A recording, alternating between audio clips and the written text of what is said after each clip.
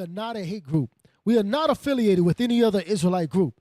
Israel United in Christ is a non-violent Bible-based movement. We do not advocate or condone any acts of violence against any race, ethnicity, or gender. We advise that if anyone hears or knows of any plots to cause harm to anyone or to break the laws of the land, you must contact the proper authorities to bring awareness to any possible threat, as stated in Leviticus chapter 5 and verse 1. Ready. Hey, shalom, Israel, Most High in Christ. Bless. Welcome to the late show, Precept upon Precept. Captain Shim's not with us tonight, but all praise to the Most High. He's allowing us to hold it down. Officer Micah. Officer Yasser. Officer Thomas. Officer Mikael. All right, so like we do every week, without further ado, we're going to go ahead and get to the Watchman Report. Let's get it.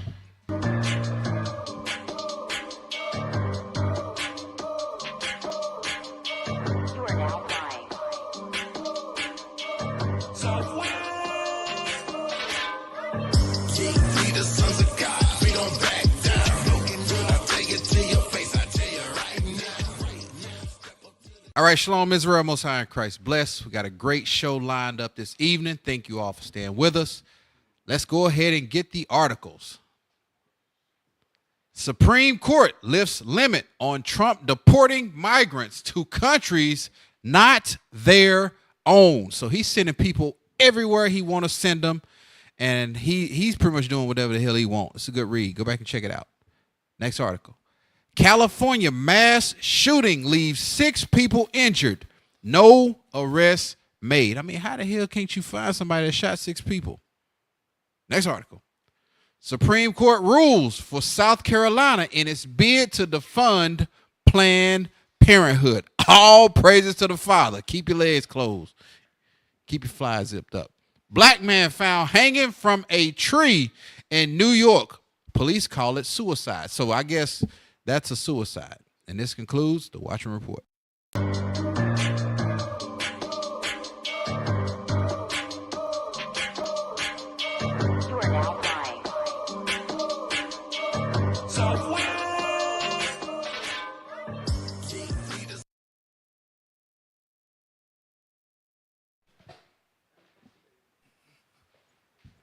So tonight's title is Least of the Flock, Provocation, Escalation.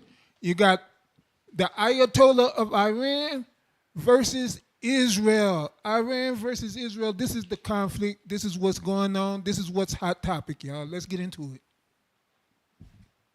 Like that lightning. Oh, yeah. That signifies the Most High got something to do with it. Yep.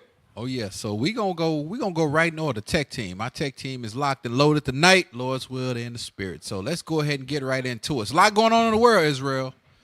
Without further ado, let's get it. Let's see what the commander-in-chief had to say. Trump. Expressing frustration with apparent Israel, violation. Iran. Hold on. It's got audio. It's got audio. Hey, language. So if you got your kids, what time is it? Okay, it's 10 o'clock. So you got your kids, make sure, it's got some graphic language. All right, let's roll.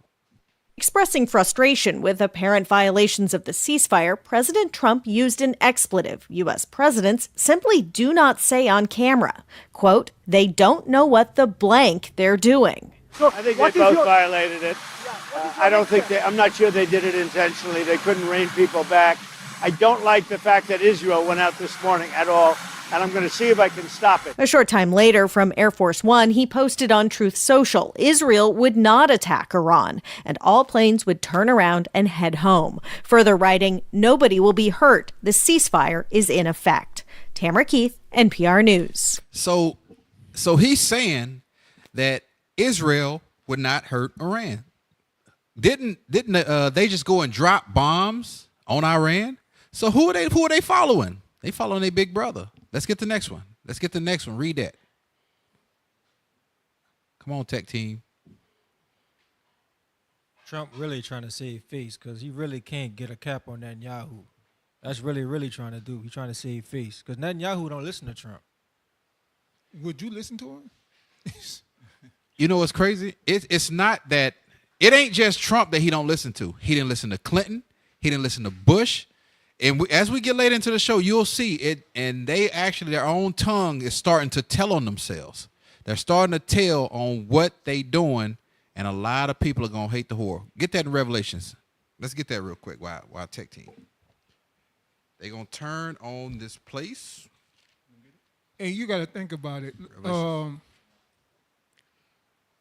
The reason he don't listen to none of these presidents is because they know that they run this government. Israel knows they run this government. That's why the title is the least of the flock. Because they know they're the least of the flock. They know they actually know their position in prophecy. They know they're going to draw them out. They know they're going to draw them into war. Revelation 17:16. Let's get that and read that real quick. The book of Revelation, chapter 17 and verse 6. 16. 16. And the 10 whores, which thou sawest upon the beast, That beast is America. Read. these shall hate the whore. They shall do what?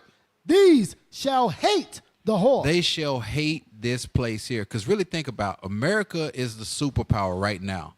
They're causing all kind of ruckus. You can't just fly to someone's country, bomb them, come back and then say, hey, it's going to, now y'all work on peace. Now y'all work on the peace. You got something on that?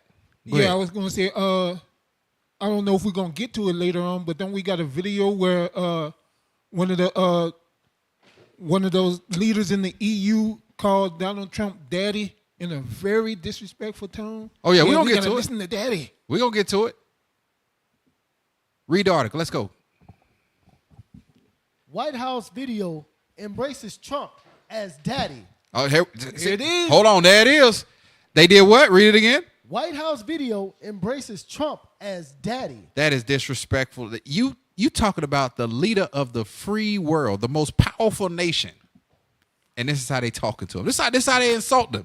But one thing about it was when he was running for presidency, you had many of the people who backed him expressing that he was the next coming as Christ. So that's just leaning into him being the daddy, the father, just like the Pope, you know.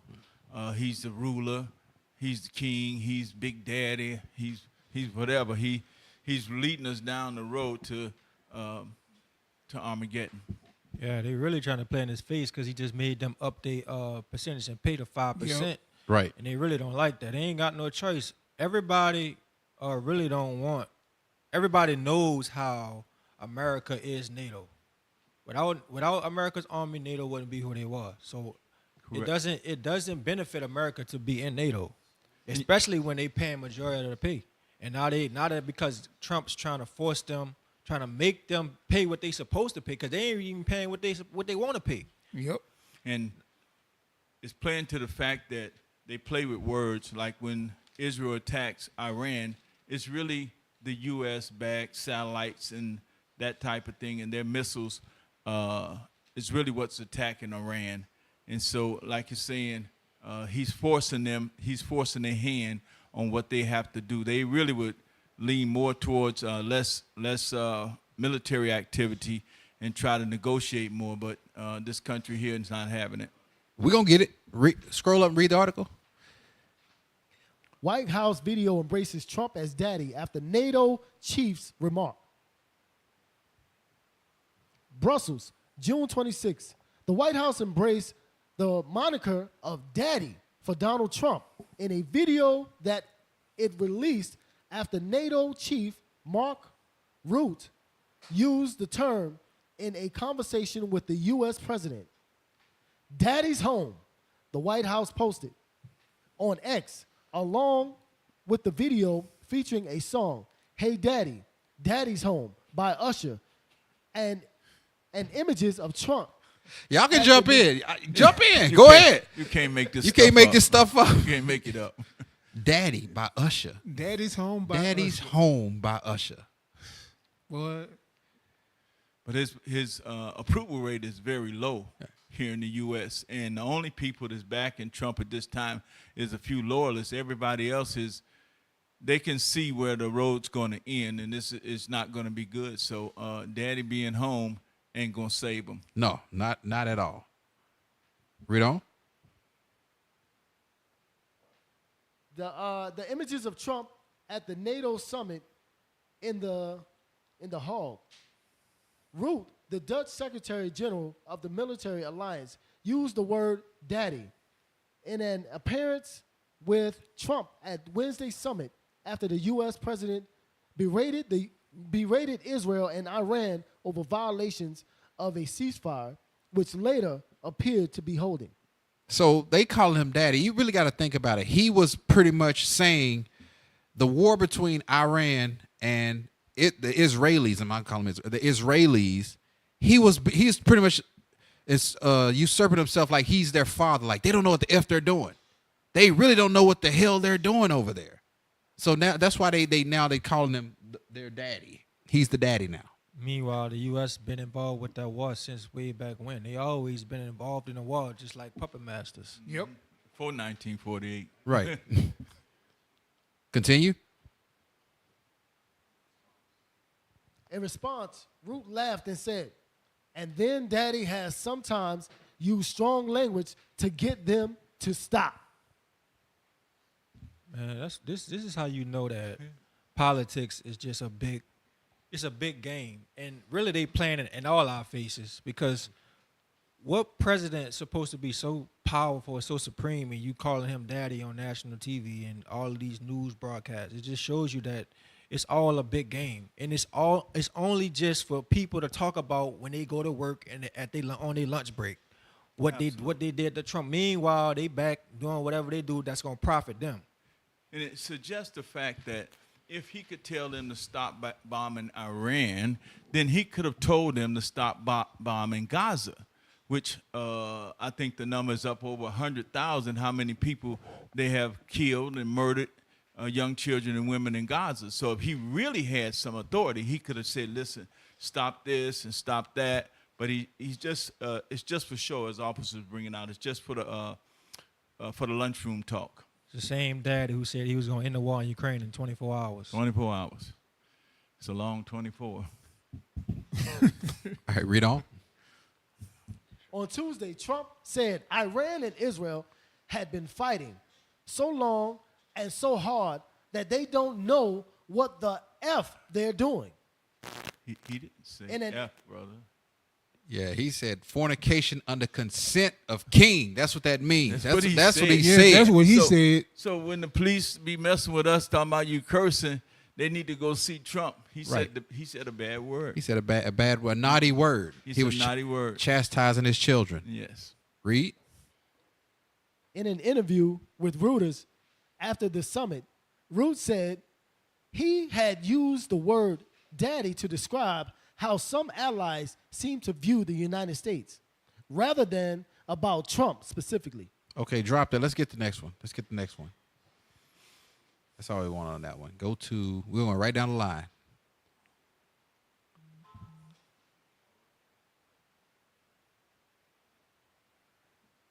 All right, let's see what this bombing did over here in Iran. Let's see what's going on. Read that real quick. Iran orders closure of Strait of Hormuz, putting 1/5 of the world's oil supply at risk. So 1/5 of the world's oil supply at risk. Read on. New York Post. Iran's parliament has voted to close the Strait of Hormuz, the vital shipping channel through which around 20% of the world's daily oil flows.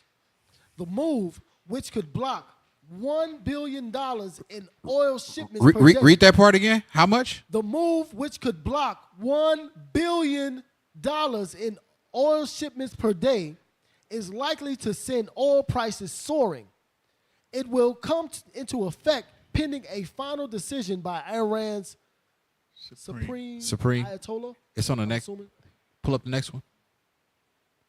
So the strait that we've been covering, the Hormuz, that little strait peninsula right there that we've been going over on previous shows, guess what? Iran's controlling that. And the U.S. flew over, bombed them, and it's not, I know people thinking, oh, it's going to affect the U.S. It's going to affect China, Iran, and other surrounding areas. We're going to get the maps to show you those areas that's going to be affected. You want to say something else? Yeah, because Israel lost that battle. That's the problem. Iran was kicking their teeth out and the U.S. had to step in to try to intervene to keep them from overwhelming them as they did the people in Gaza. Iran had more missiles, more drones than Israel could control, could handle with their Iron Dome and all of that. So United States intervened with that bomb. They tried to bomb some of their nuclear facility, which is invading another land's territory. And so Iran is left with different choices, and one of them is to shut that down, and it's going to affect us at the gas pump, each and every one of us. So we should be having, you know, our idea of what we're going to do when things get bad with the grocery store and gas and everything, how we're going to get to work. We should be planning. We shouldn't be just standing around watching the news. Also, y'all hitting on all cylinders because you kind of jumped ahead a little bit. But we gonna get to it. Read on. Okay, that was it. All right, get the next one. Get the next one.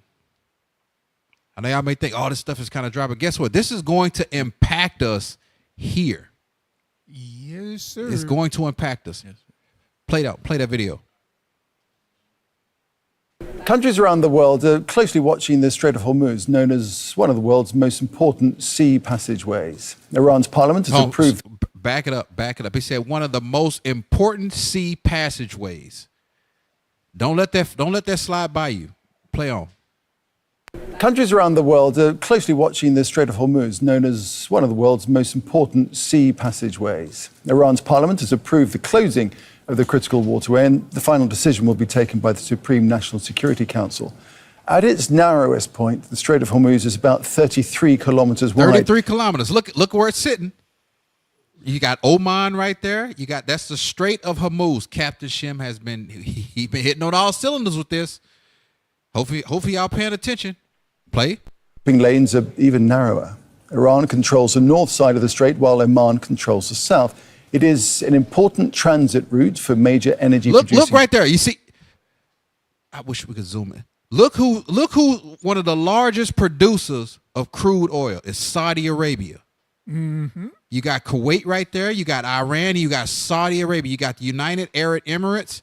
And that strait, and as we get to it, they got boats out there literally patrolling right now. Iran, they got boats out there patrolling. And who do you think they're looking for? To not let them come in. You think they're looking for other Iranians? No. They ain't letting nothing go out. Ain't nothing going out. They literally riding with machine guns. We're going to get to it. They are patrolling that area heavily. Why? Because they were attacked. Play on. An estimated 20% of the world's oil is transported through the waterway. China is Iran's biggest oil customer. Hold on. BRICS. You got China, you got Saudi Arabia, you got Iran, you got Oman. I don't think Oman's in there. But they all benefit from the oil that come out of that strait. And something else you got to realize is all those high-tech missiles that Iran has and developed, they came through China, Russia, Turkey, some of the other countries that's joined to them. And China has a missile that's specifically designed to take out ships, to keep the American ships off of their shore. Don't you think Iran has access to those as well? And obviously I see your point. What our people they are failing to understand. It says 40% of crude oil shipped through the strait goes to China. 40%. China needs those resources. Mm-hmm. So what do you think that they want? You think they're just going to let Iran just get overtaken or just, get mishandled? No, because they have an invested interest. Mm-hmm. They need their oil just like America needs their oil. Play on. And last month, it imported more than 1.8 million barrels a day, which accounts for nearly 40% of the crude oil passing through the strait. Qatar also depends heavily on the strait to export its liquefied natural gas. 83% of the LNG that passes through the strait heads to Asia, including to China. 83% of LNG, liquid natural gas export, goes to Asia through where? Hormuz. So it's not just oil. They have natural gas that's coming out of there too. Mm. And them places, they get cold. They get cold in some of them places over there. So they need that natural gas. Play on. Japan and to South Korea. Even Australia would be affected. Around 30% of its refined oil effectively passes through the Strait of Hormuz. Closing it could potentially remove more than 17 billion barrels of oil from the global markets, driving up prices and straining energy supplies. Well, EU Foreign Policy Chief Kaja Kallas says that any Iranian move to close the Strait of Hormuz would be extremely dangerous and would risk further escalation. They said it would risk what? Further escalation. Any attempt to close, because now you're putting other countries in jeopardy, right? You're cutting their supply. You're cutting their oil, their liquid natural gas. You're cutting those things. So now those countries, guess what they got to do? They got to find a way to get it. And who they got? They ally with somebody who's giving it to them. So what are they going to do now? Play on? Are very much focused on the diplomatic solution and also the concerns of retaliation and this war escalating are huge. Especially closing of the Strait of Hormuz by Iran is something that it would be extremely dangerous and not good for anybody. You know what's crazy about this though? Because now all of a sudden that Iran taking steps and they protecting themselves. Now all of a sudden it's a bad idea to attack Iran. Yeah. But just before that, everybody wanted to go to war with Iran. They always wanted to go to war with Iran. But now since Iran's like, listen, we not backing down now. We're going to close our ports. We're going to stop giving y'all a little oil and see how y'all act. Now all of a sudden now everybody's like, this really not a good idea. It never was a good idea. And how they always frame those conversations, that's what really kind of flips you out, is like Iran's doing something bad to want to close those ports or close the Straits of Hormuz. Iran is being attacked. Hamas, how you say it? Hamas is being attacked. Gaza is being attacked. All these people are constantly being attacked, and now it's a bad idea. They have to do something because the Israelis have been, since 1948, attacking everybody around them.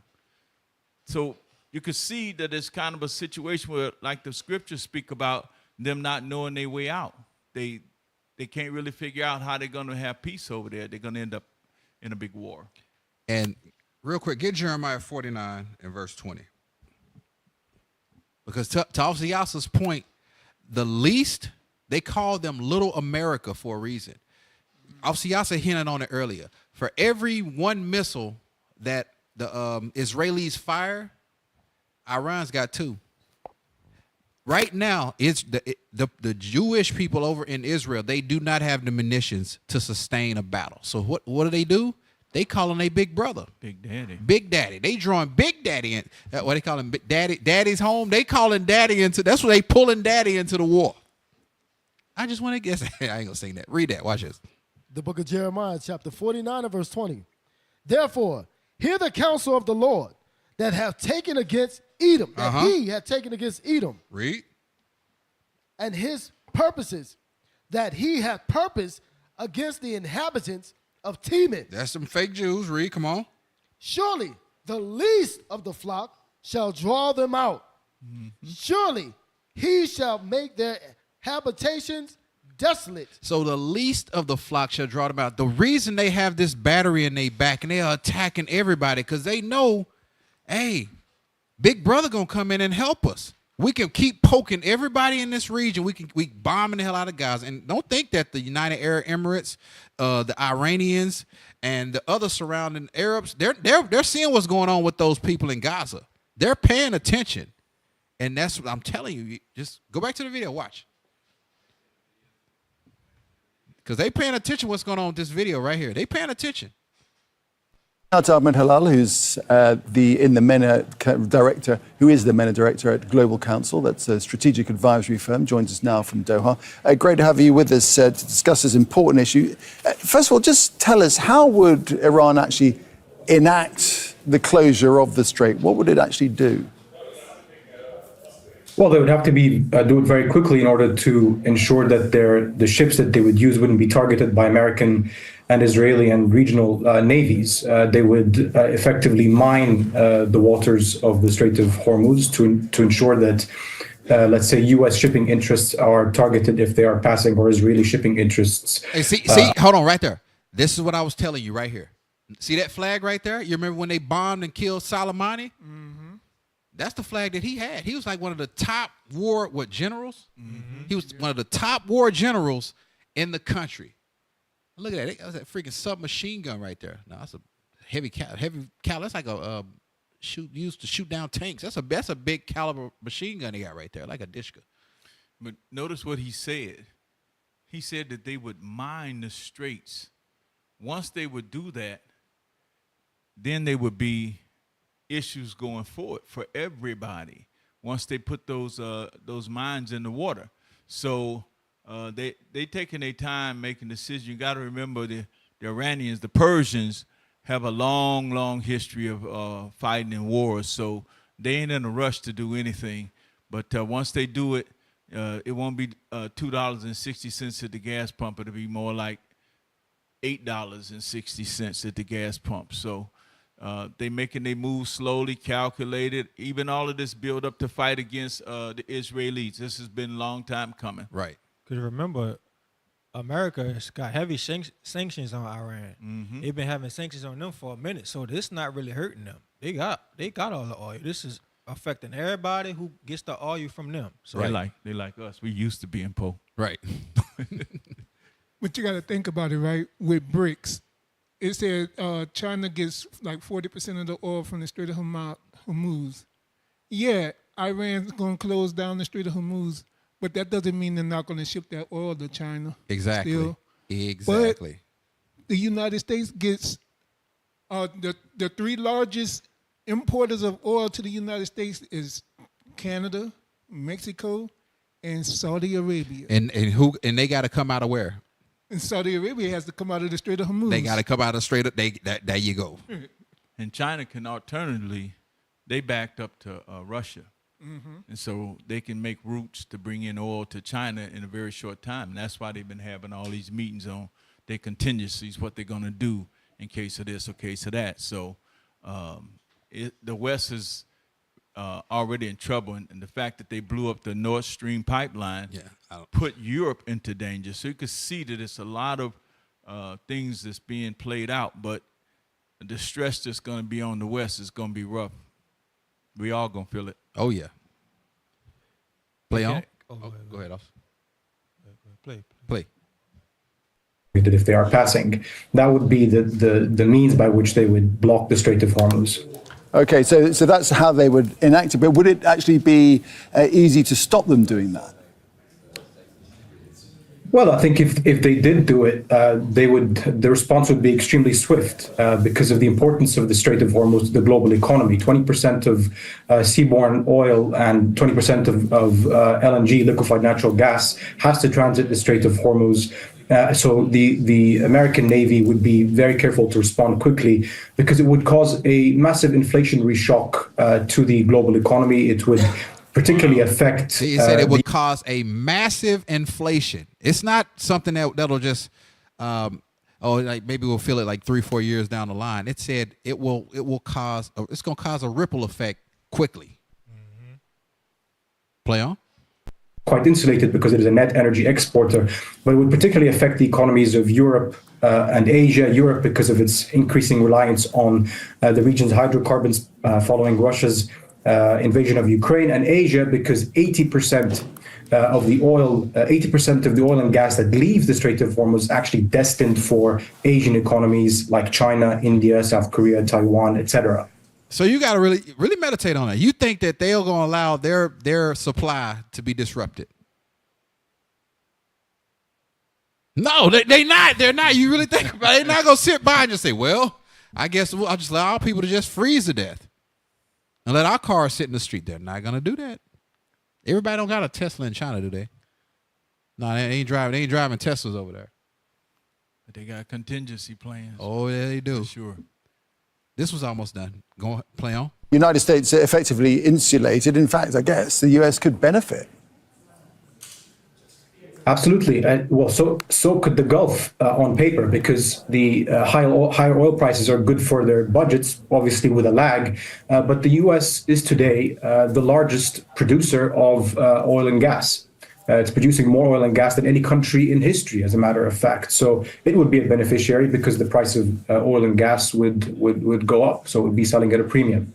You say the Gulf would benefit, but then it would have implications for... Hold on. When Biden was in office, wasn't he selling the reserves of oil? Because y'all correct me if I'm wrong. Yep. Wasn't this dude, because Trump was making fun of him. He's like, yeah, this guy's an idiot. He's selling the reserves. But now they're saying, okay, well, if the price of oil goes up, so now the U.S., well, they are greedy. You know how they are. They might do it. They might sell their own reserves. Either way it goes, it's still going to affect America. Exactly. It's still going to get affected. I mean, people already barely can pay for their groceries and barely making ends meet now. If they close that strait, it's really going to be bad out here.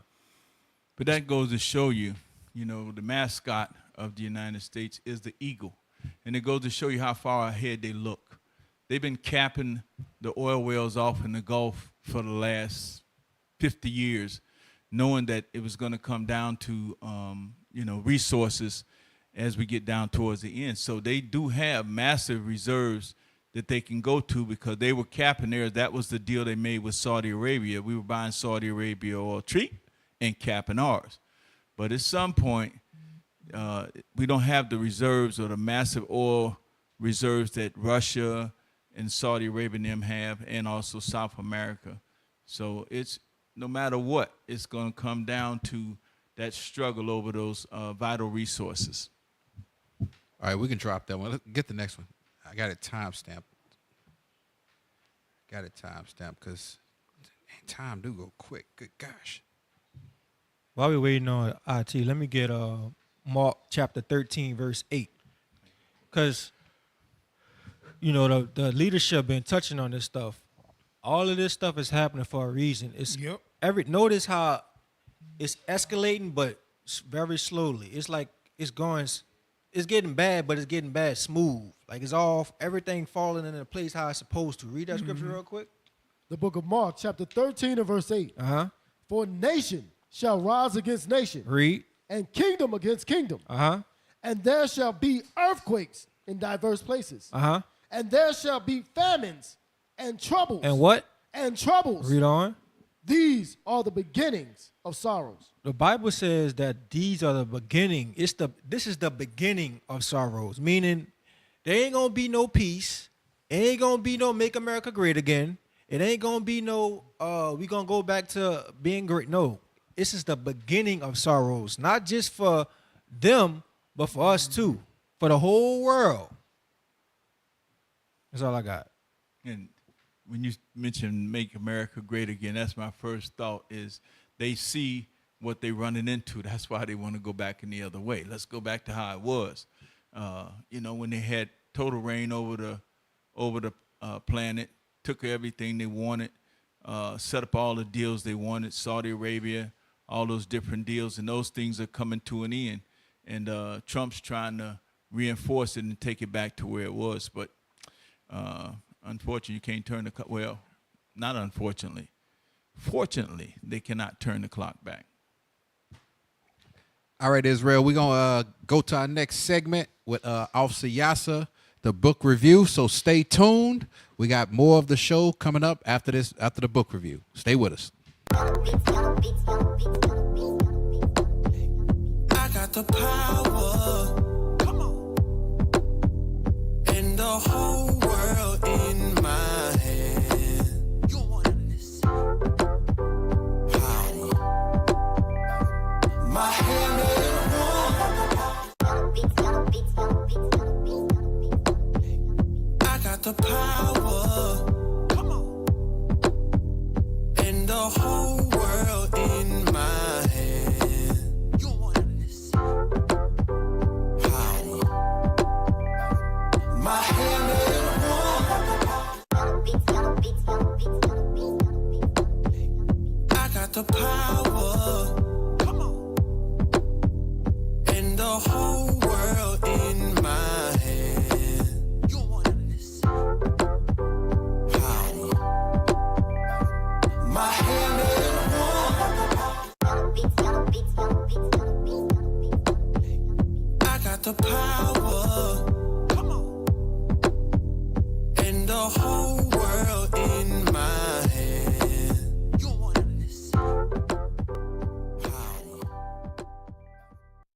Shalom, Israel, Most High in Christ bless.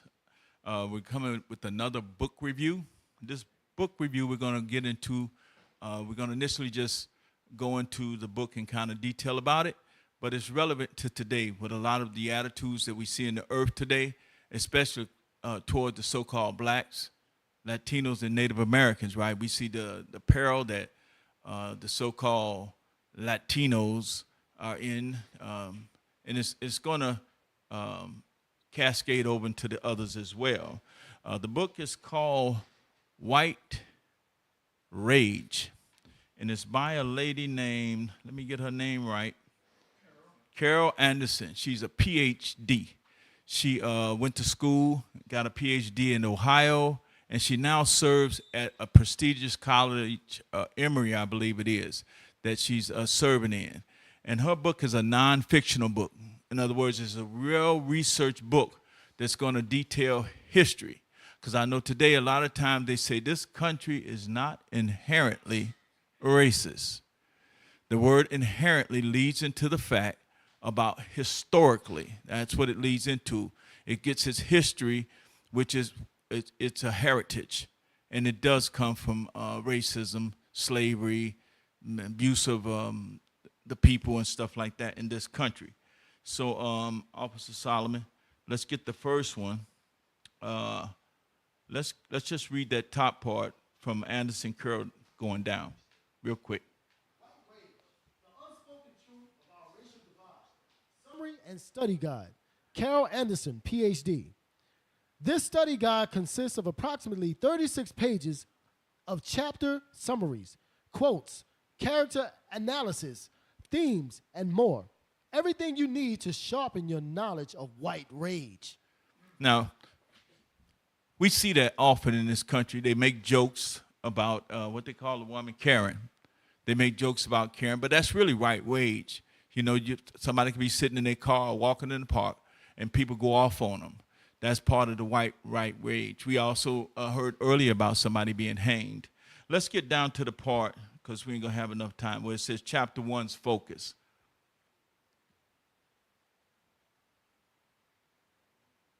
This is not to say that every white person is racist. This is not the point. But this is the point to say that what we deal with on a daily basis as so-called African Americans, black people, colored people, whatever you're calling us today. Come on. Chapter 1 focuses on the Civil War and Reconstruction eras of American history. Although Abraham Lincoln pursued the abolition of slavery, he expressed direct opposition to the idea that black and white people should ever be equal under the law. What did he believe? That black and white people should ever be equal under the law. What? Come on. After Lincoln was assassinated, Andrew Johnson served as president. Johnson was from the South and pardoned many Confederate leaders. Johnson was complicit in reinstating Confederate leaders in positions of power. So the point of that is right after the Civil War, the people who lost was in the White House. Johnson's in the White House. He's ruling. So you know he's ruling from his ideology. And it's affecting everything, all the promises, 40 acres and a mule, everything is being brought out from the Southern point of view. Because Lincoln said, I didn't free them to make them equal. And so that goes into the point you got many prominent so-called black people today who are saying that this is America's good for us. It was good to us. And I really think of this athlete. And even some people like, what's the girl name? The black girl, conservative. Serena Williams? Oh, no. Candace Owens. She's singing a different tune now. She got her wake-up call, and she's going to get some more wake-up calls. So there's this ex-athlete who has a talk show. He was recently saying that black people should be happy here, because if they weren't happy, they would have, I'm putting it wrong for him, but we would have left the country by now. So this is pretty much chapter 1. It's, the end of it says, these leaders then installed various laws. We know those laws. and instituted essentially that's the black codes. They instilled the black codes. That's after Civil War, the Jim Crow laws.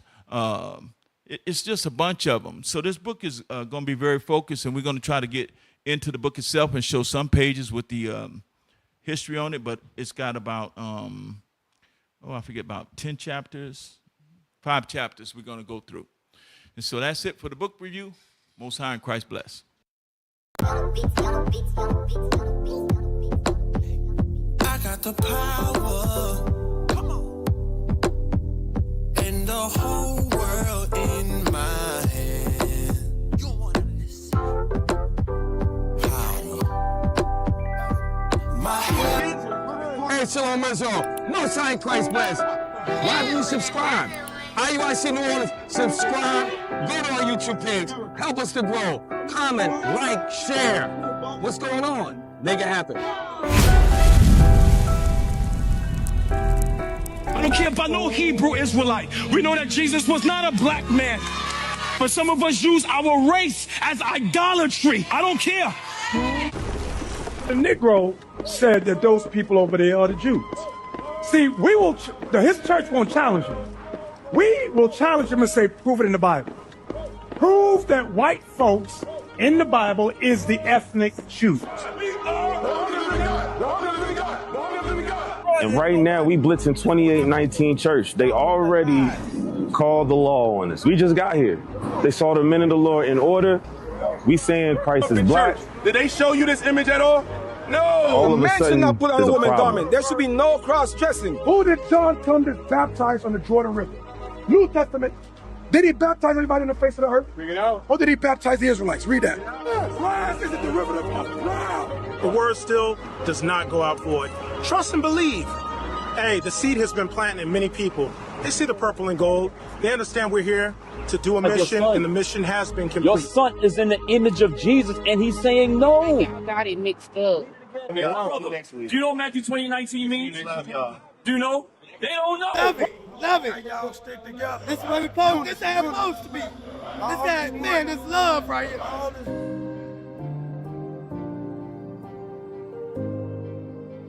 I love what I see. I love when all the black men come together and be as one. I love that. Look, it ain't about color. We different shades of brown. It's time for our people to wake up, stop the division. We must stick together. You so-called blacks, Latinos, Native Americans, you are the same people, whether you're light skinned or dark skinned, we are the same people. I love it.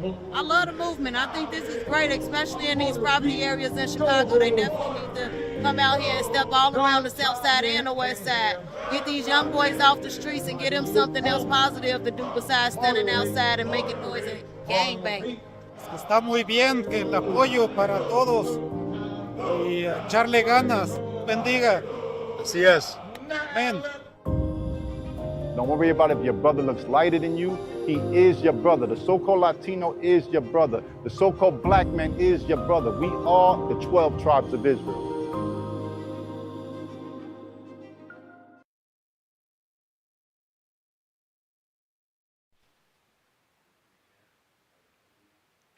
So again, we got Israel versus Iran.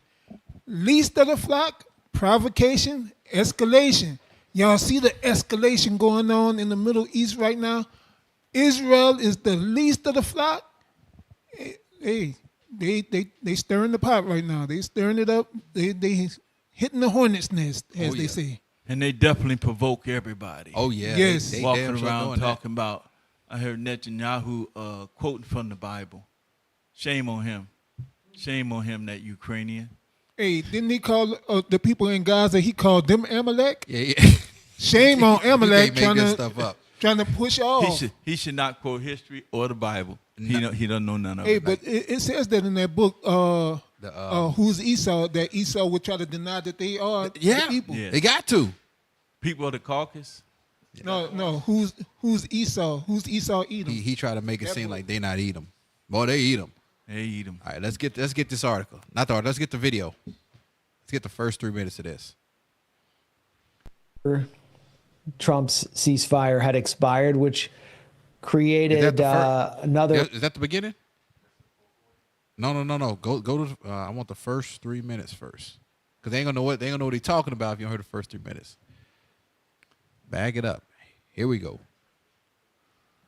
Well, President Trump got pissed. On Monday, he victory lapped a ceasefire agreement between Israel and Iran. Here was his Truth Social. We have completed our very successful attack on 3 nuclear sites in Iran, including Fordo, Natanz, Esfahan, all planes now outside of Iran airspace. A full payload of bombs was dropped, and you know the rest.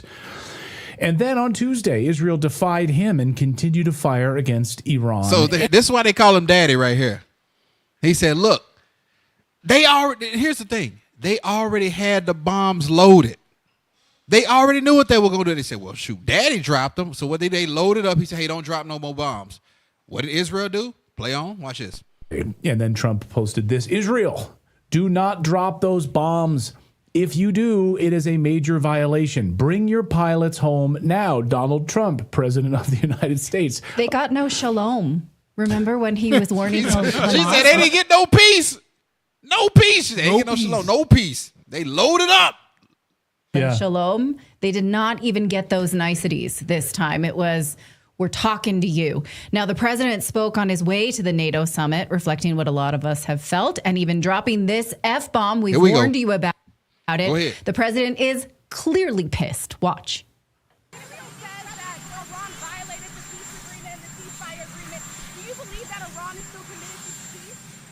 Yeah, I do. They violated it, but Israel violated it too. Are you questioning if Israel is committed? Israel, as soon as we made the deal, they came out and they dropped a load of bombs, the likes of which I've never seen before. The biggest load that we've seen. And this is how you know that they don't. Israel saying, look, they following the footsteps of Babylon. They say, we don't report to nobody. You tell us to cease fire, they like, death adder, okay, whatever. Load up and go bomb them. They didn't did they listen? No. Oh no, they didn't listen. And now Trump's mad. Play on. You know, when I say, okay, now you have 12 hours, you don't go out in the first hour and just drop everything you have on them. So I'm not happy with them. I'm not happy with Iran either. But I'm really unhappy if Israel's going out this morning because of one rocket that didn't land, that was shot, perhaps by mistake, that didn't land. I'm not happy about that. Oh, he 38 hot. You see his face? You see how tense that bottom jaw is? He 38 hot. He said, I'm not happy about that. But how are you shocked? How are you upset when this is their modus operandi? They do this every time. They had a ceasefire in Gaza. Israel broke that ceasefire. Right. They had a ceasefire with Hamas. Israel broke that ceasefire. They're never going to capitulate to doing the right thing. No. Because Christ said that they are. Their heart is not upright in them. That's right. He said they're the devil. He said the synagogue of Satan. All they know is what. Okay, really think about it. The bombs that they are dropping, who do you think is giving them to them? Who is giving them the bombs? Big Brother. Big Brother. And when Big Brother give them to them, it's like, okay. Thank you. Thank you. They ain't stockpiling. They say, I'm going to go use them. And then, hey, they going to come back to, well, we dropped those. And now give me some more. To your point, right? I'm going to use their analogy since they called him daddy. When we were all in the world and daddy gave us a present on Christmas, didn't we break that toy the first day? And go give me something else. That's what they did. That's it. That's what they did. They played with their toy and they broke it the first day. They have to try them out to make sure they work. Right. First of all, how you go on Twitter and tweet, yeah, don't bomb them, Israel.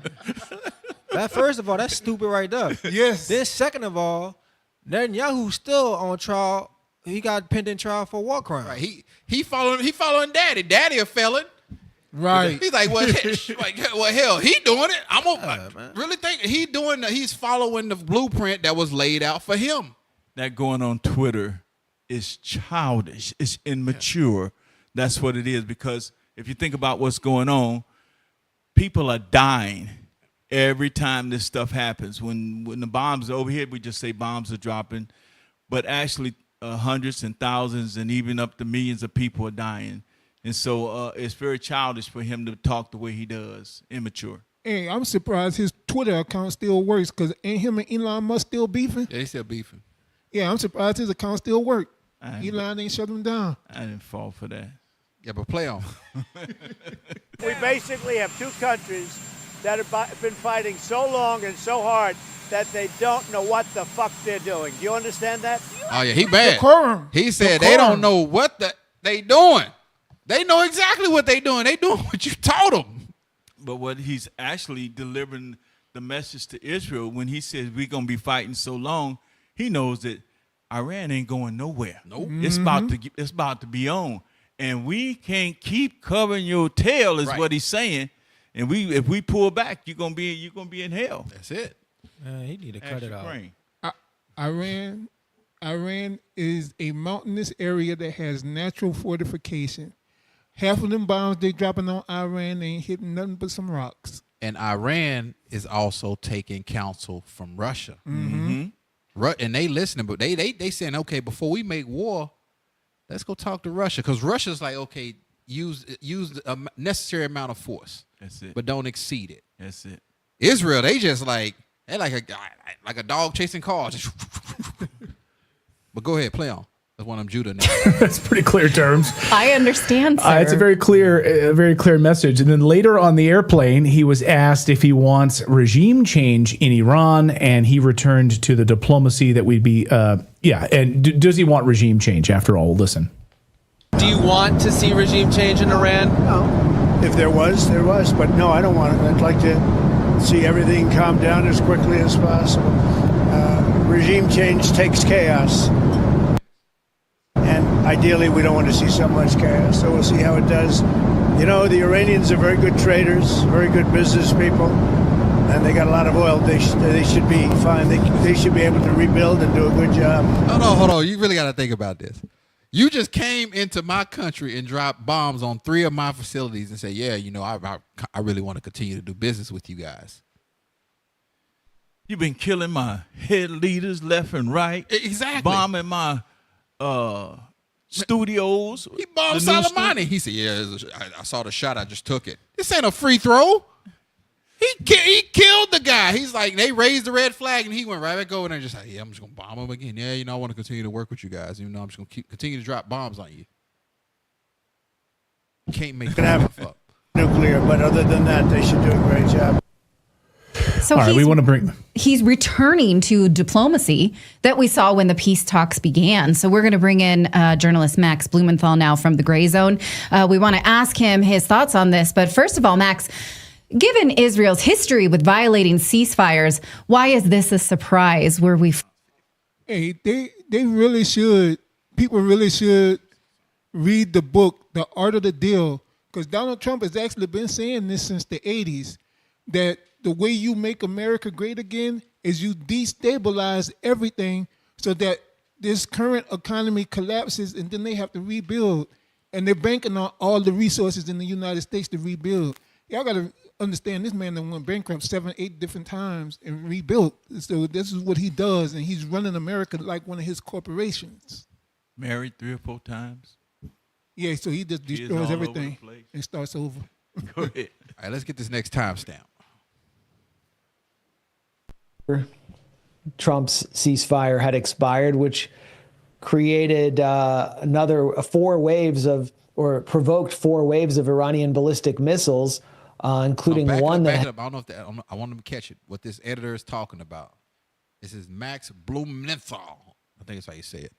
Probably Amalek himself. Blumenthal. But watch. Listen to what this devil is saying. Expired, which created provoked 4 waves of Iranian ballistic missiles, including one that had struck a severe blow in the city of Beersheba. And now the stage is set for another phase. So Trump, for the first time, I think we saw a U.S. president in Trump really let out his fury and anger against Israel. I mean, every prime minister. He's going to expound upon why he's angry. Watch this. His president who's dealt with Prime Minister Netanyahu has hated him. Bill Clinton famously in 1996 stormed out of a meeting with Netanyahu and said, "Who's the fucking superpower here?" But you see what I'm saying? They're supposed to do this stuff behind closed doors, but Netanyahu, this demon is he's causing so many problems that they can't restrain themselves no more. They cannot restrain themselves. They're like, yo, y'all are fighting like it's like two people that just learn how to fight, and they have no control. They just swinging. That's all they do, is swinging wild. Like, I'm just gonna try to hit you. I'm gonna hit you, and they is pissing the people off who've been warned for so long because they know what's to come. Play on. That was private. This is public. And what Trump has done is he has revealed how much daylight exists between Tel Aviv and Washington. And one more thing he's done is... All right, go to the next 714. I'm trying to get through these. Hopefully we can get to them. It really go back to that video, that interview with Tucker Carlson when he interviewed that senator. Oh my goodness. Going into how Israel runs America's government, and he wasn't going to outright say it, but I mean it's plain as day. Any interest that Israel has, America has always backed it, and it's not going to be no different. So they can drop all the F-bombs they want. It don't matter. It don't matter. That's their foothold in the Middle East. So they're not going to give up on the Israelis because that's how they controlling the resources and stuff through the Middle East as well. Okay. Historical record of Israel violating these ceasefire agreements since October 7th. And before that. And even before. Hold on. See, you got to listen. They subtly tell on themselves.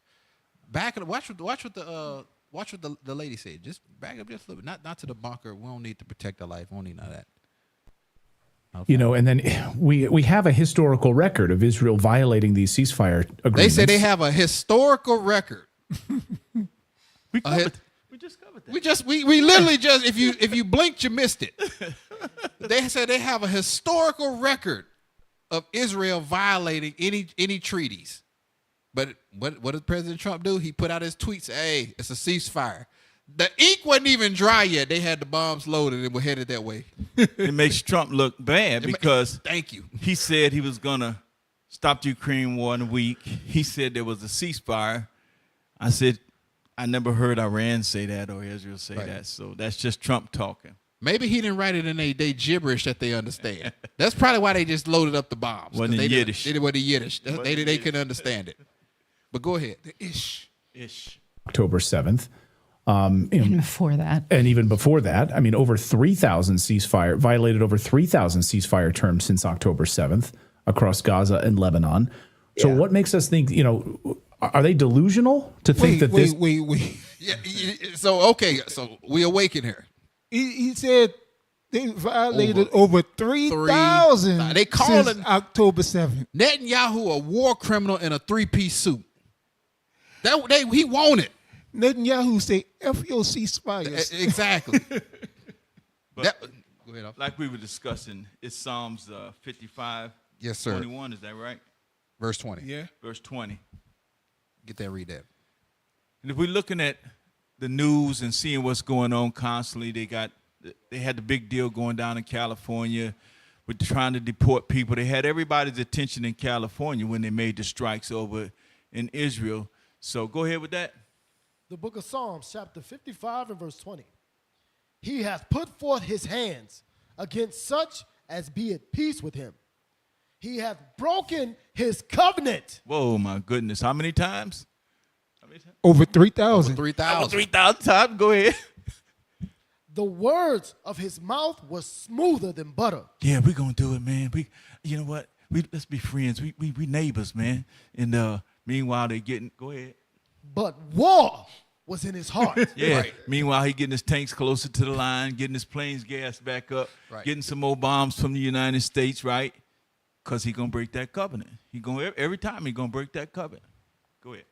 His words were softer than oil, yet were they drawn swords. Okay. Those swords that he drawing out is bombs, missiles, planes, and that such, because he is never going to be at peace with the people around him. No.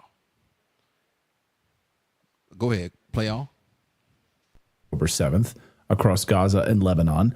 So what makes us think, are they delusional to think that this is going to hold, that this ceasefire will will be stamped in stone and we're going to have a prosperous Middle East? Specifically, can we also ask this question? How will President Trump stand in contrast to Biden? Because Biden said, do not go into Lebanon. And they were like, that's nice, and did it anyway. Here's a ceasefire with Lebanon. That's nice. 2,700 violations. President Biden did nothing. So now at least we have Trump showing frustration, but will there be more than that because Biden did nothing? Well, to try to answer both questions, Trump has more power than Biden does to take concrete action against Israel, to enforce a ceasefire by suspending weapons shipments, for example, something neither of them have done. Did y'all catch that? He said he has the power to stop sending the bombs over there. It's like just like with Ukraine, it was made in the U.S. of A. Why he don't drop a bunker busting bomb on them and make them realize that he not playing around? That's how they do everybody else. Right. When they violate stuff, why he don't drop a bunker busting bomb on them? That'll never happen. Donald Trump has a cult following. He's sort of a cult leader, and his base will mostly go wherever he wants, although we've seen some defections from top Trump influencers and Republicans under 45. Only 20% of Republicans under 45 supported Trump's strike on Iran enthusiastically, according to a new CNN poll. So Trump has he has the credibility among his base to go the other way and to really seriously pressure Israel. I don't know if he will. I don't think he will, but he has it. Israel suffered a serious political and psychological blow. Here we go. From this war. Yet neither side, yet Israel maintained the military upper hand, and neither side, Iran or Israel, established military deterrence. And so what we're going to see in the weeks and months ahead is more Israeli assassination attempts, more sabotage attacks like the kind we saw in April on the Bandar Abbas port in southern Iran, and more continuous warfare in the gray zone, which may provoke another phase of all-out war. This is not a ceasefire, it is an interregnum, and Iran has to restore and improve its air defenses, which proved to be its biggest weakness. And we don't know what happened with the 60% enriched uranium stockpile that was supposedly spirited out of the Fordo facility. Hold on, I thought the bombs, like, we did a great mission. You know, we destroyed the uranium in Iran. Well, what would you do if I told you I was coming to rob your house? Did you get all the goodies? They had the truck. You could see the truck. I don't know if we're going to get to it. They had like 18 semis lined up with the uranium in the back of them. You see the uranium leaving the facility, then they drop the bombs a day later. They ain't gonna leave it there for them to blow it up. I'm gonna send it over. You know what? And previously they had made another agreement, and Russia came there and got their rich uranium and is holding it for them. That's what Russia said they're doing with it. But this whole thing is really a play on the people. You know, United States knew that their uranium wasn't there, and it's just a big show that they dropped them bombs there and did some damage to their facilities. But they know exactly what Iranians doing, and they even let them know we bombing you tomorrow, man. Right, move your stuff. Yep. Yeah, to your point, Officer Yasser, how long have America, those inspectors, been checking to see how much uranium has been in Iran? For over years, right? Yeah. So they know exactly what that uranium is. What it was is they shot over there at those nuclear sites. They already knew ain't have nothing over there, just to appease Israel and to make it seem like we supporting Israel. That's what that really was about. Smoke and mirrors. Smoke and mirrors. And if we get to Colonel McGregor, he said y'all firing on all 8. Colonel McGregor, he's saying the same thing. But let's continue. For the U.S. strike, but if Iran manages to take that to a safe place and begin enrichment again, then Israel has seriously failed in one of its top 2 objectives. The other major objective here, the major Israeli objective, is regime change. and Israel completely failed there. Iran demonstrated the resiliency of its system, and what Israel's attacks targeting civilians did was produce a rally around the flag effect. Hold on. I want y'all to hear this, because this is Cap been bringing this out. This is second Esdras 15. Listen to what's going on. When he say a rally around the flagpole, play on. Which we will see intensify in the coming days as the holiday of Muharram, or the observance of Muharram, begins. So, Mask, a officer, to the point that you was just about to bring out, they said it's causing a rally around the flag effect. What flag? You about to see. They're talking about that red flag of doom. The one that's been flying since they killed Soleimani. Go to 11 minutes. Jump to 11 minutes.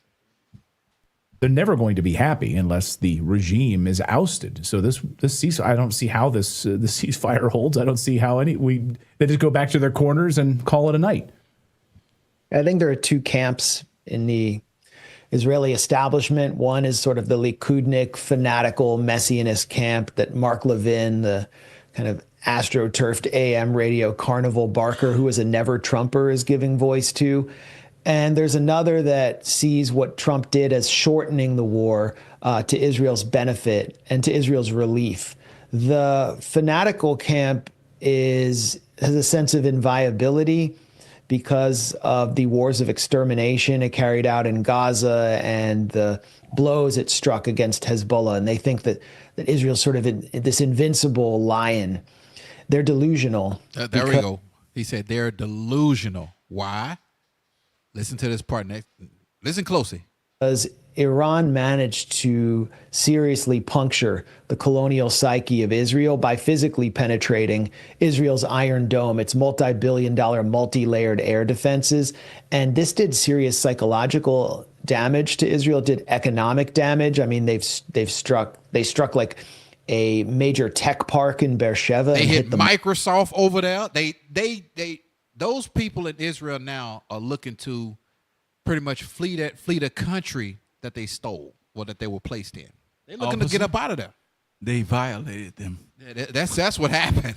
So, right, he said they managed to penetrate this billion-dollar Iron Dome. Facts. They did this with 30-year-old technology. Right.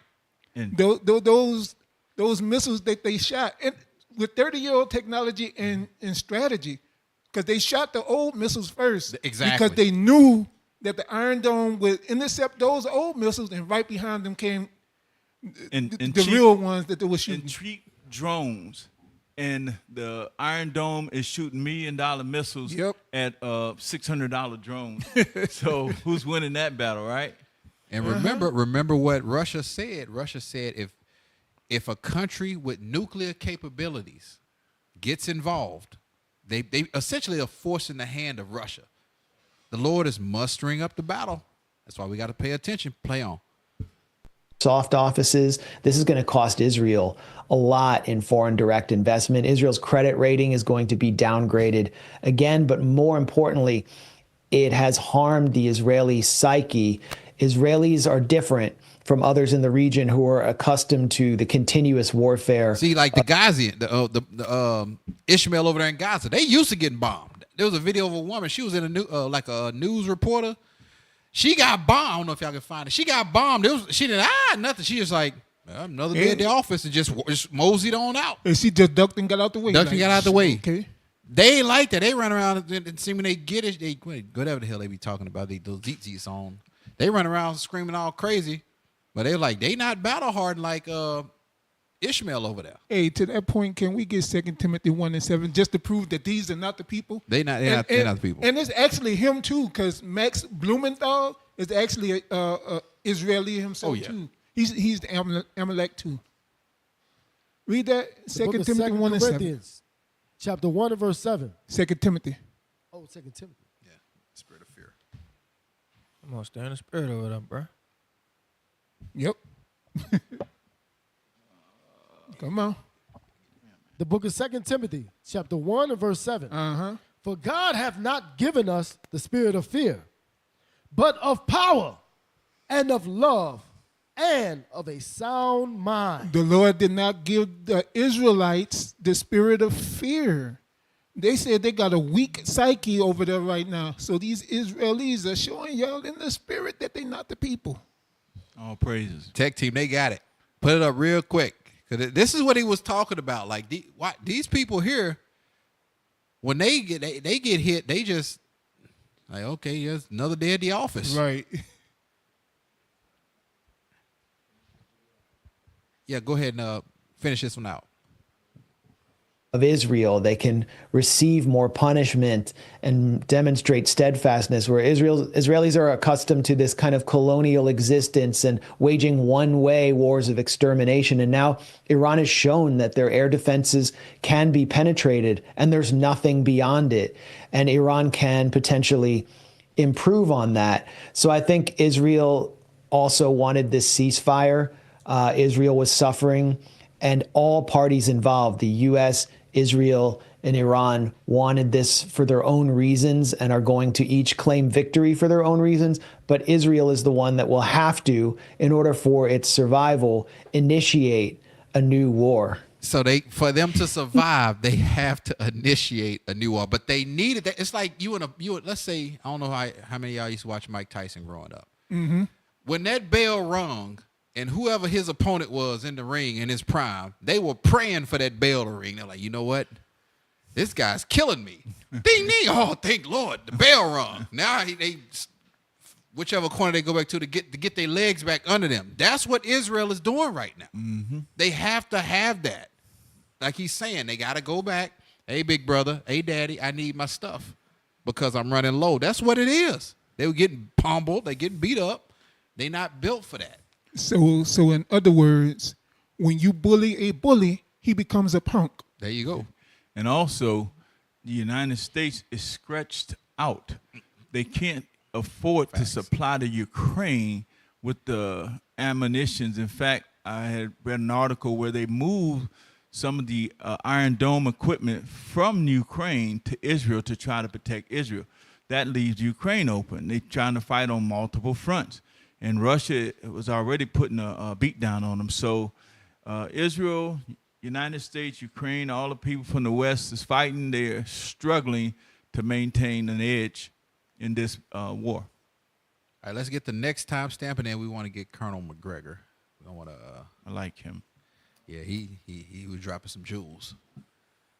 I was in Iran just in May, and I got to tour the aerospace park where Iran's IRGC puts on display their ballistic missiles, their drone program, which was mostly reverse engineered from captured U.S. and Israeli drones. Hold on. So did you hear? Hold on. Go back.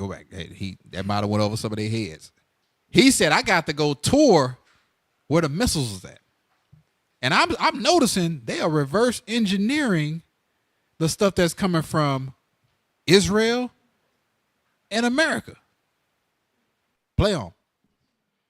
Park where Iran's IRGC puts on display their ballistic missiles, their drone program, which was mostly reverse engineered from captured U.S. and Israeli drones, their space program. They have a nascent space program, and their air defense program. And what astounded me was this is a country that has been under harsh sanctions since 1979. Its economy is completely cut off from the outside world, and even its regional neighbors refuse to provide it with military assistance. Everything there was produced domestically using domestic know-how, native know-how, whereas Israel's weapons systems, including that's why Israel, the Mike Tyson opponent, had to get their legs back up under him because the Iranians, they have the capabilities and the understanding to build stuff for themselves because when nobody coming to help them.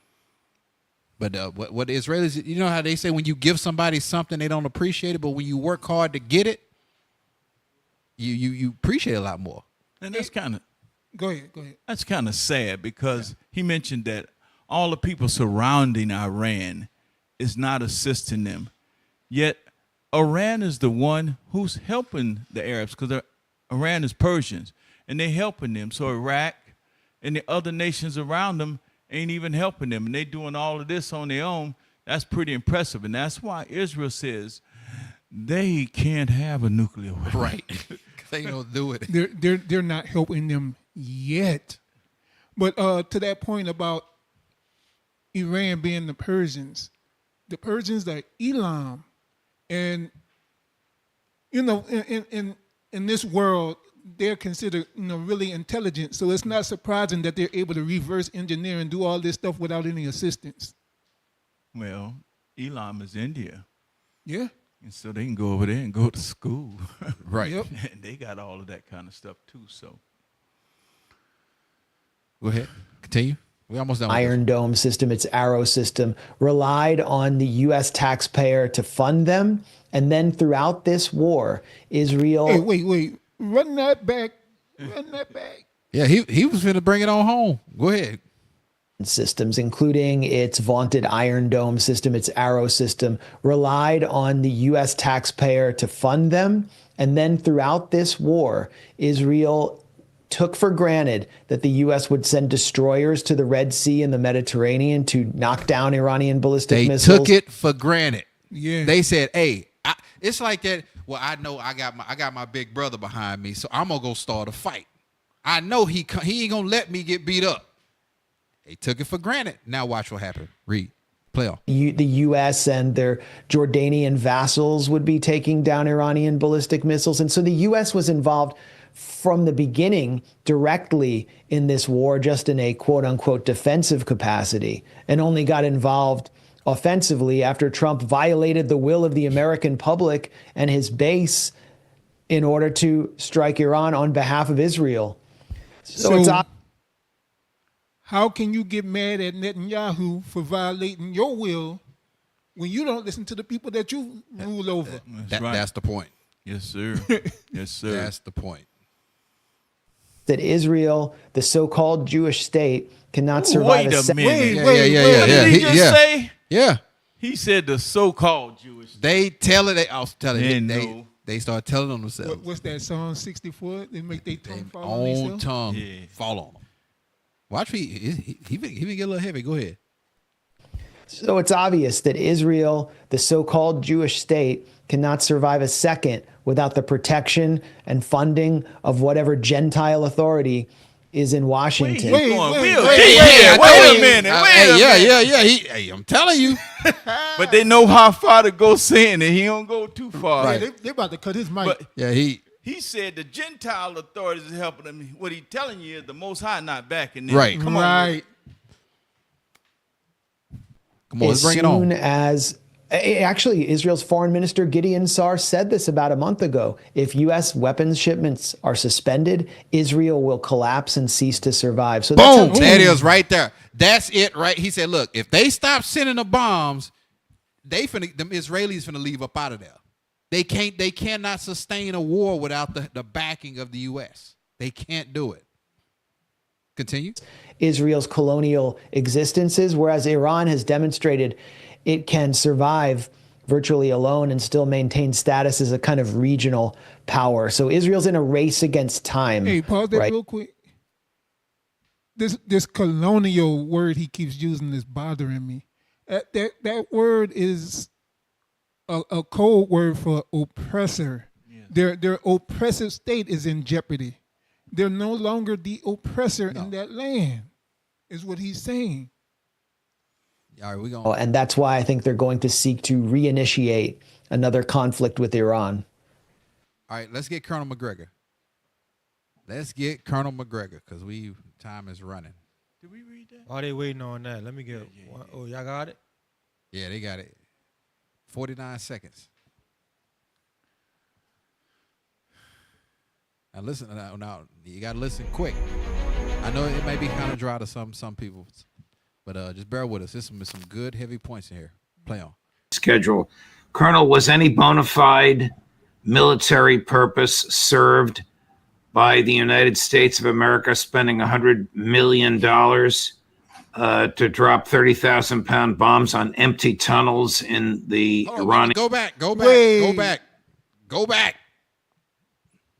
We said it earlier. It was just to show Israel Like, hey, you know what? We did something. We'll scare them. Yeah, we scared. We scare them up. You can't. You tell them 2 weeks in advance. Hey, look, if y'all keep doing the nuclear stuff, we gonna have to use. So okay, gotcha. We're moving our ships close to you. We're gonna move our stuff. We're getting closer. Right. We just move our stuff. But play it again. Military purpose served by the United States of America spending $100 million to drop 30,000-pound bombs on empty tunnels in the Iranian mountains? No, I don't think so. I think this turned out to be a training mission with live ammunition, but fortunately, no one alive on the ground where the bombs fell, and apparently nothing of consequence on the ground where the bombs fell. Would not American intel or the intel of its collaborators have been aware before the bombs fell that the tunnels were empty? Or was this a PR stunt or training mission, as you said, was this a PR, a public relations stunt, or just pretty much a training mission? Characterized it in the latter. Well, I think it's probably in the realm of PR stunt. It'll take time for people to figure this out. In the meantime, people will say that President Trump is playing 4D chess or something like that. I think he was looking for something that he could do that would not precipitate the massive introduction of U.S. military power in the war with Iran on Israel's side, to be frank.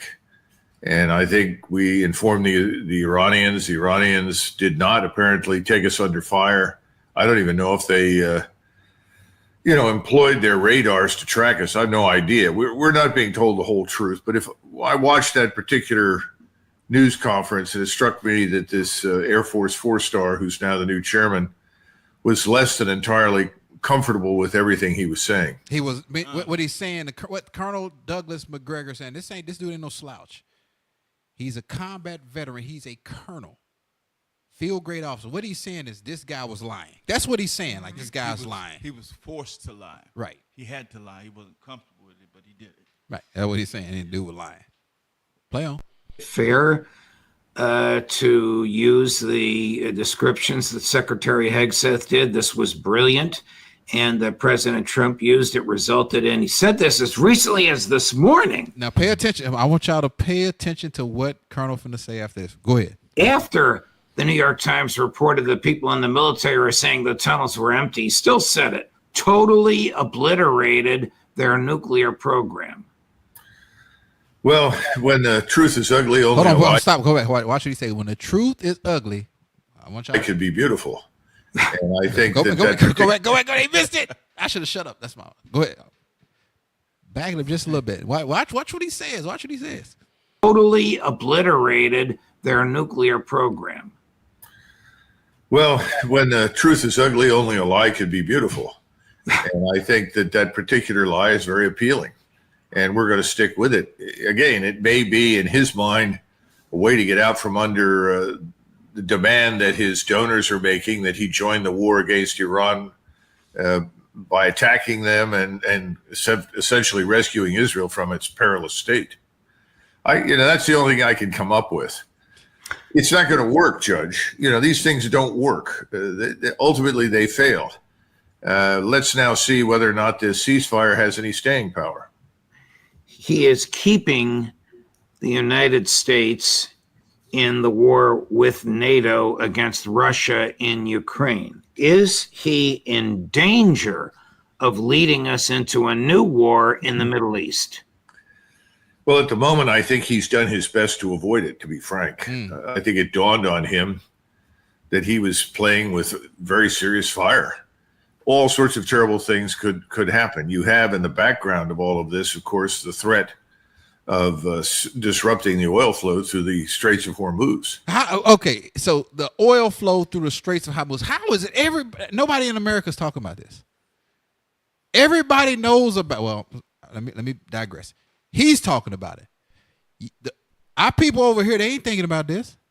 Everybody knows the ramifications of what's going on with Iran and with the Israelis, but nobody's talking about it. Everybody seems to get it. Well, don't get it. You got to consider that they had the NBA draft. Oh yeah. and everybody was focused on the NBA draft, so that's why they're probably missing it. Okay. And nobody knows what the word geopolitical means. Black people don't know what those words mean. That's too high for them. They don't. Everybody's on TikTok. Everybody's the BET Awards. Nobody's concerned about what happens in America. As long as Walmart is open and gas is it's cheap. It's cheap. Nobody cares. Right. Play on. That's something he absolutely wants to avoid, even though that won't affect us immediately as profoundly as it will affect the rest of the world. It nevertheless is something to be avoided. And I think he also recognized that the president of Iran's visit to Moscow was very important, and that President Putin made it abundantly clear that he's going to support Iran. See, he said President Putin has made it very clear that he is going to support Iran. He's going to support them. And that's what America don't want. They don't want to get into it with Russia, because if they get into it with Russia, I mean, they're gonna have to get into it with China, Right. you know. And once they get into it with Russia, really over with, really. Yeah, that's it. But actually, they already into it. Everybody's already helping everybody. That's already taking place, and so it just the escalation of it's going to take place. As Scripture brings out wars, and many wars and battles are going to be taking place, and this is already taking place all over the planet, and it's just escalating. So there's no way out. There's only so much oil on the planet. You got to fight over it. All right, next timestamp. Can the United States of America destroy a lawful, internationally examined, and approved enrichment activity in a sovereign country? Well, it presupposes that there's a body of international law that the United States of America actually respects. I don't see much evidence that there is. Yeah, it's there. Hold up. See, we talked about this earlier. Also, Yasser brought the scripture out. They break every covenant. They don't. If it's they write it out. Say we will not violate this law. Let's go violate this law before we get out the door. Right. Ink still wet. Let's go violate. Get out the door. It's on. That's it. That's it. They say, you hear what we told them in there? Yeah, let's go violate this. Play it again. Respect. Well, it presupposes that there's a body of international law that the United States of America actually respects. I don't see much evidence that there is. Yeah, it's there, but it's not respected. LBJ himself signed the Non-Proliferation Treaty for the United States, but nobody respects international law. Yeah, I think there are some people out there who try to, but it's like everything else. When you put the name international in front of it, somebody has to enforce it.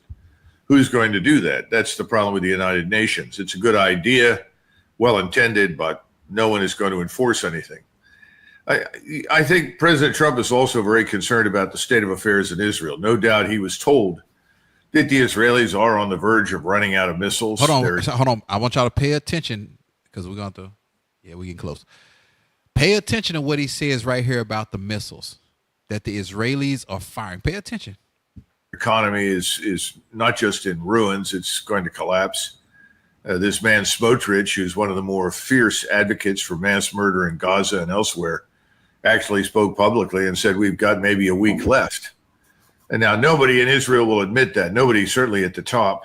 And then finally, there's also the other possibility that nobody really has come to terms with right now. And that is that the potential for Israel to become extinct as a state and a society through mass emigration.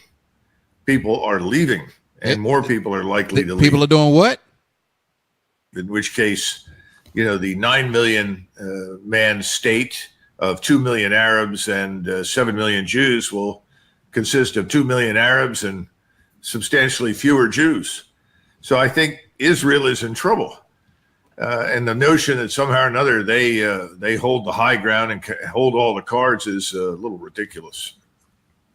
Is it true that why is the Lord allowing his people to get attacked? Right. Why is the Lord doing this? Why hasn't the Lord intervened? Yeah, right. Tore up for the floor. They get beat down. I got the answer. Isaiah 48:22. I got the answer for you, Officer Thomas. They getting told Isaiah Isaiah 48:22. This is the answer right here. This is why the Lord hadn't intervened. Read that. This is the book of Isaiah, chapter 48 and verse 22. Uh-huh. There is no peace, saith the Lord, unto the wicked. Boom. There's no peace, saith the Lord, unto the wicked. Those are the wicked that's in the land right now. That's why there's no peace. That's why the Lord hasn't intervened. That's why he's allowing them to be attacked. Yeah, back to the Caucasus Mountains they go. And Yeah. Christ said they are not Jews. I'm just keep going there. Go ahead. Government is attempting to prevent people from leaving. Oh yes, there's no Yeah, doubt. yeah, because they say, look, no, they say y'all gotta fight. They said, man, hold on. I didn't see one of them boxes say courtesy of the U.S. come in here. You mean we gotta figure this out for ourselves now? They don't want to do that. They're like, oh man, Daddy didn't send no bombs. It's time to go. That's what it is. They that's why they said early on. The people in Iran, they figured it out. They say, hey, we got to stand. We got to fight for ourselves. The Israelis, nah, Daddy doing it for them. Wow.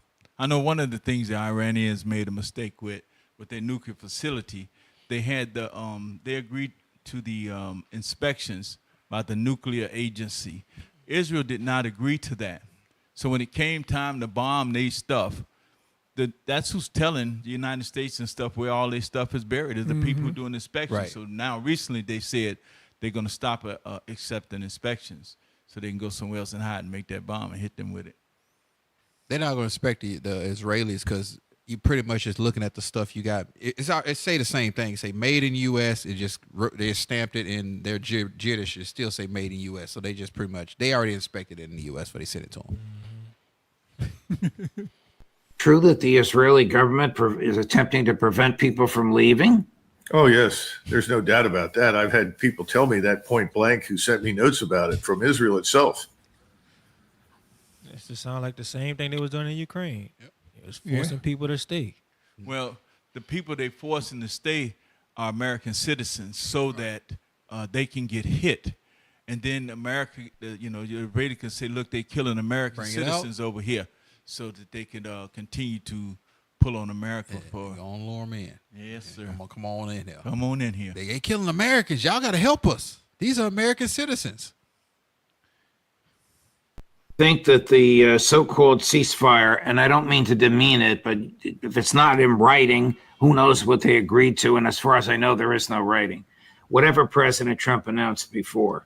What did he mean? He put it on Twitter. It was on Twitter. That was the cease. They missed it. It was on Twitter. It was in writing on Twitter. He put it on Twitter in all caps. Say y'all stop, cease fire. I said so. Stop it, Israel. That's what he did. He put the hand out and smacked their hand. Stop it. That ain't gonna work. By the Iranians or by Netanyahu crying uncle? I think the Iranians have been advised by Putin and Lavrov to exercise restraint if possible, and if the opportunity presents itself to participate in something that will slow or halt the destruction, that they should do so. The Iranians, however, were not begging for a ceasefire. That's right. nonsense. See, they were not. We talked about it earlier. They didn't. They wanted all the smoke. They didn't want to stop. They're like, look, man, we got them on the ropes.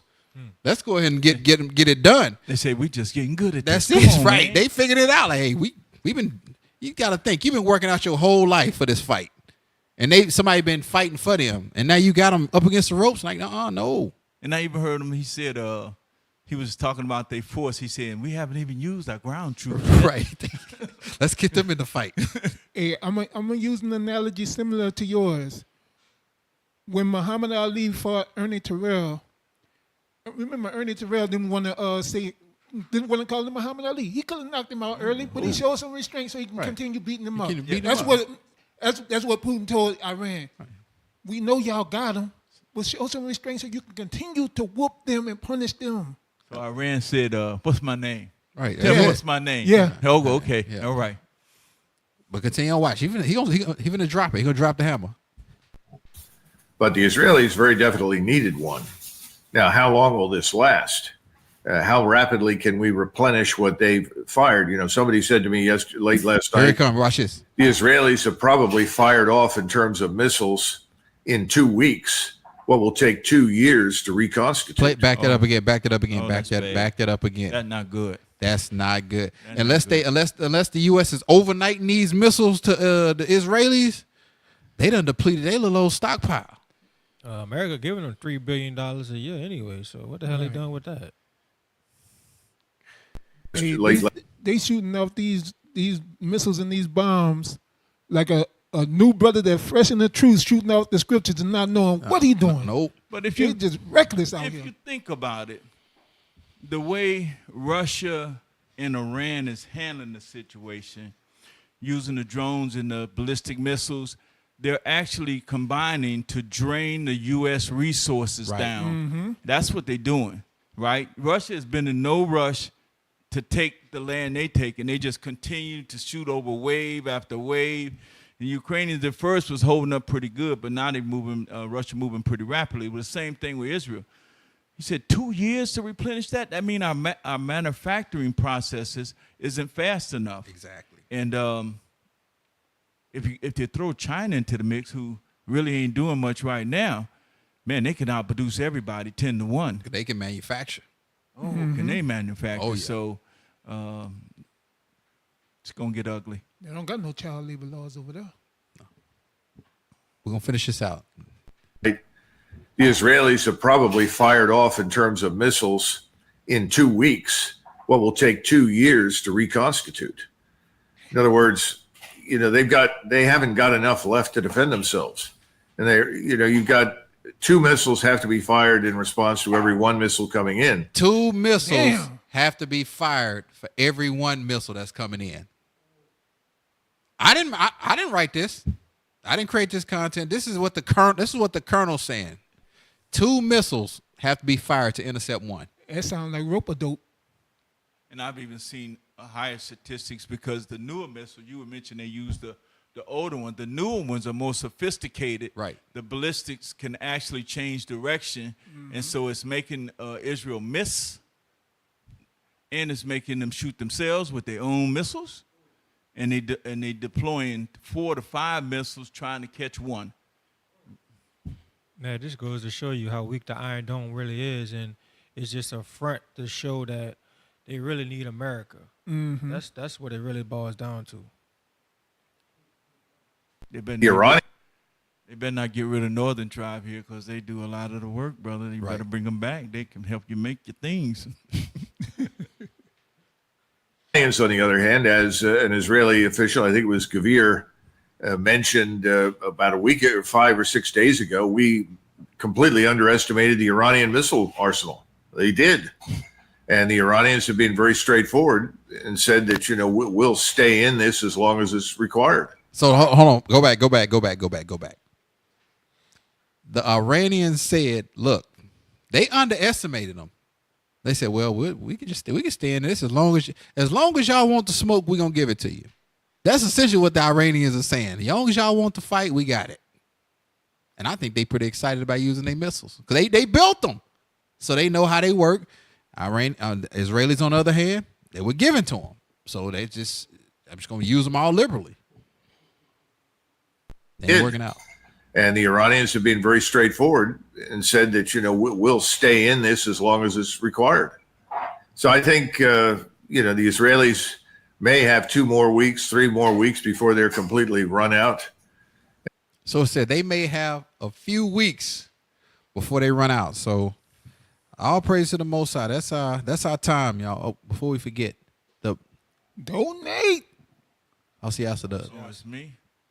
Oh, y'all really? There we go. Right there. Hey, donate to the. This hand. There we go. The other hand. He gonna get it. We gonna get it. Donate to the Booster Club. Yeah. There we go. Right there. Boom. We on there. We cooking. Hey, donate to the Booster Club. Donate. All right. You can text to 646-982-3858, or you can scan the QR code. Thank you all for staying with us. You know it's the late show. All praise to the Most High for allowing us to run the show this late. So shout out to the tech team. All praise to the Most High. Do we miss anything? Well, make sure y'all subscribe to IUIC New Orleans, man. Yeah, Just make hit sure y'all 30K. subscribe. Right away. Don't delay. Get All it right. done. All praise to the Most High. So with that, this is Precept Upon Precept. I'm Officer Micah. Officer Yasser. Officer Thomas. Officer Mikael. And with that, we say Shalom.